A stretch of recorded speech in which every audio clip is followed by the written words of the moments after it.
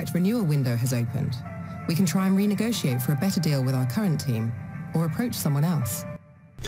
Well, hello everyone and welcome back to another video of the F1 Driver Career Mode with Alpha Tauri, episode number 31 today for the British Grand Prix of Season 2, round number 9. If you missed the previous episode, Canada, when we deployed the Alpha Tauri master plan, I recommend you go and check that out, and of course subscribe and new to the channel, see plenty more F1 Driver Career Mode videos as and when they come out.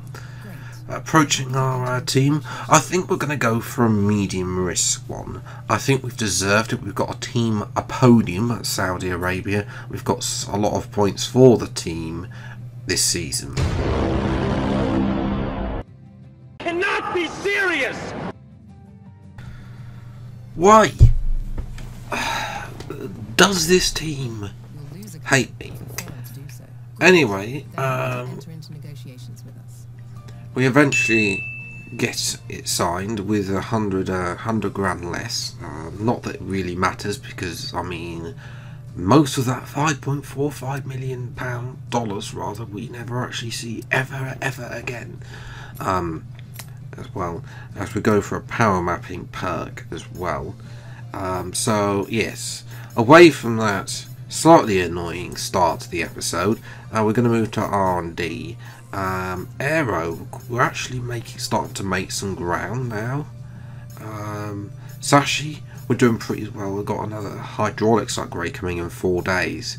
On the weight redistribution, weight reduction is pretty much maxed out on what we can do on that, and it's just like tyre wear and other stuff available. So we've put another couple of aero upgrades, DRS, and then a minor front downforce. Unfortunately, need that DRS to upgrade the rear downforce upgrade, so that's to come. As Latifi has been relegated to reserve driver and has been replaced by Esteban Ocon. To be fair, compared to his teammate is Max Verstappen, who is going for the World Championship, and Latifi has only scored 8 points. So we'll see if Ocon will be able to come back and be able to match Verstappen a little bit more. I'll have to wait and see as well. But for R&D wise, a lot has changed. Everyone's sort of moving up there as well. But we're still trying to catch, you know, the likes of McLaren. Trying to keep ahead of Alfa Romeo, although Alfa Romeo yet to score a point this season, despite the fact at times I've had a car that should be able to consistently give them a point. But Zhou and Schwartzman this debut season, and Zhou hasn't delivered in this career mode for them. It's not exactly the most experienced lineup on the grid, and they're sort of missing that team leader spark personally. But anyway, back to Silverstone, home Grand Prix for me. I'm looking to do well here. You know, season 1, this was a good track. Obviously, that was of course on the old handling model. Now we look to season 2. We're sort of 12th place as well, behind Ocon in his comeback for Alpine. And then Bottas and the Aston Martin, which has been slowly trying to improve, even though it's one of the slowest cars on the grid. Bottas doing similar stuff to the Alfa that he did for Alfa Romeo slightly. The end of last season, when that car on the R&D chart wasn't that great, it almost was up on Ocon's time to a bit tenths. As well, 3 and a bit tenths up on our previous best time, as Leclerc now goes fastest. That's what he needs, as well, and Verstappen, both of those going toe to toe at the top in terms of race wins so far, with 4 apiece. And across the line we come, and it's actually P6, which I don't know how I managed to get P6. I mean, the crowd must have just been cheering me on. To be fair, Gasly's only 3 tenths back in P11 though, so that's how tight it is. Pole by it's Leclerc, but Verstappen's only 300, or less than 300 back. The top 20 separated by 1.3 seconds at Silverstone.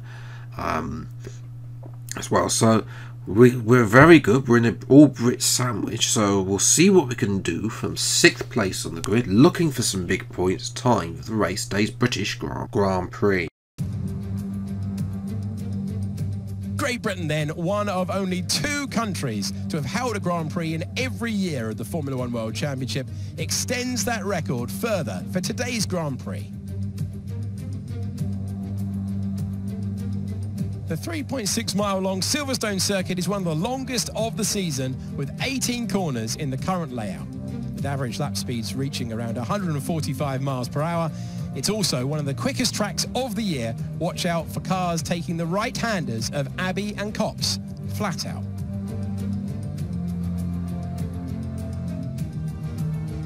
Off the back of a fantastic qualifying session, it's time to see how our starting grid looks like for today's race. Charles Leclerc lines up on pole position, edging out Max Verstappen, who will start from P2.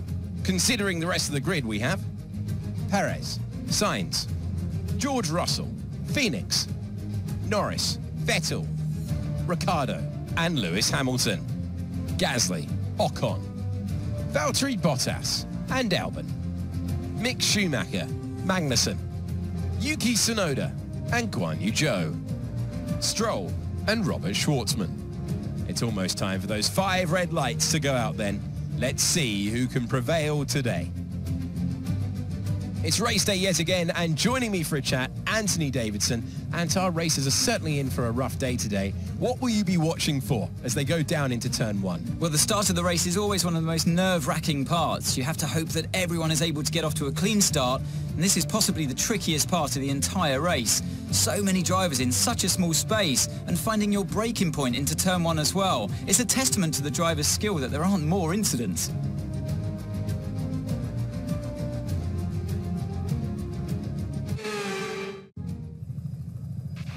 I know this is your home Grand Prix, but treat it like any other race. Let's not make any unnecessary risks.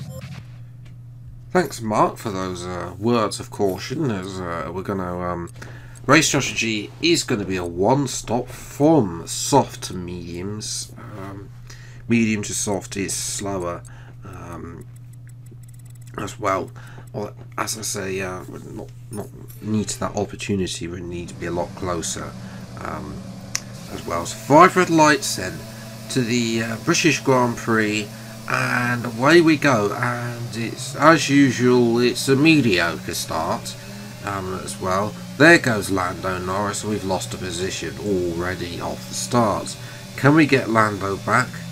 We've had a coordinating collision with Vettel. No, we can't get Lando back because he closes the door, and we have to wait in P7 as we're watching Ocon versus Hamilton behind. This is for P10.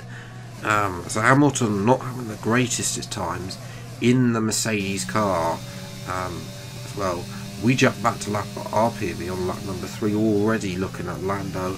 Can't quite make the move there though. We'll have to stay behind our fellow Briton for now. Again, having a look into that corner, nothing doing there. We have to wait behind us. Further up the road then we've got Sergio Perez holding everyone up, but unfortunately for Charles Leclerc, Max Verstappen leads this race.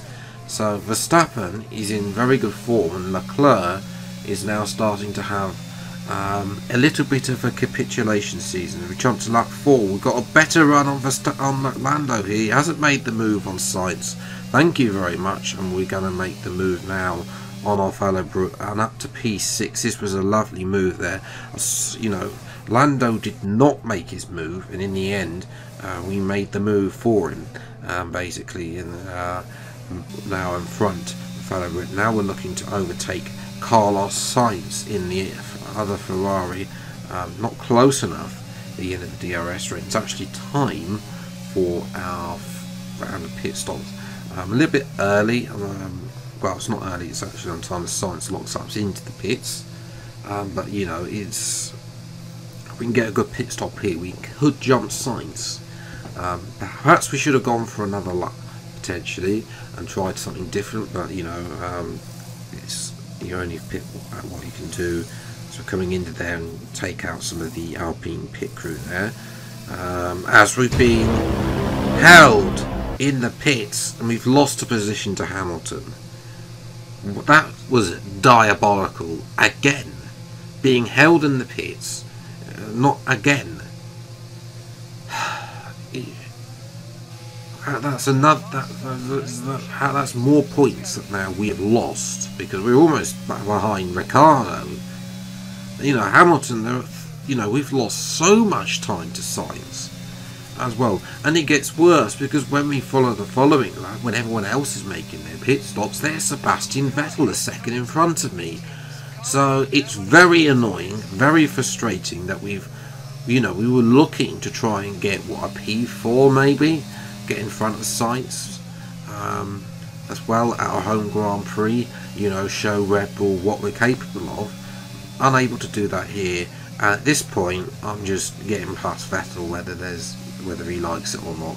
He did try to turn it on me there at that point, but you know, at this point, it's too little, too late. The mediums haven't been the tyre that I wanted them to be. Look, Vettel did turn on me here, you know, and again, that's a little bit of a lack of an awareness from Vettel's AI there, but that's usual AI shenanigans there.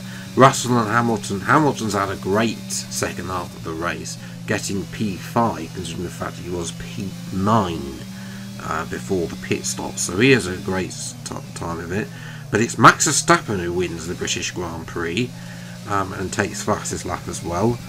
And we're going to come across the line not for P4 but for P7, which is more points on the board. But considering where we started and what the first half of the race was like, you know, that is disappointing. I feel I'm disappointed with the result that we had today at the home Grand Prix. So we'll have to try and come back better next time at Austria. You definitely don't want to miss that episode because that's going to be a lot more action packed than today's race was, because there was a lot of people, as I say, we all got stuck behind Perez in that DRS zone, train rather, you know, nobody really able to get away. So in terms of the standings then, we're still in P6, but Mercedes of course gained a lot of points, which is bad news for our chase. Gasly didn't score again, which is frustrating because, you know, he's not being consistent in scoring points.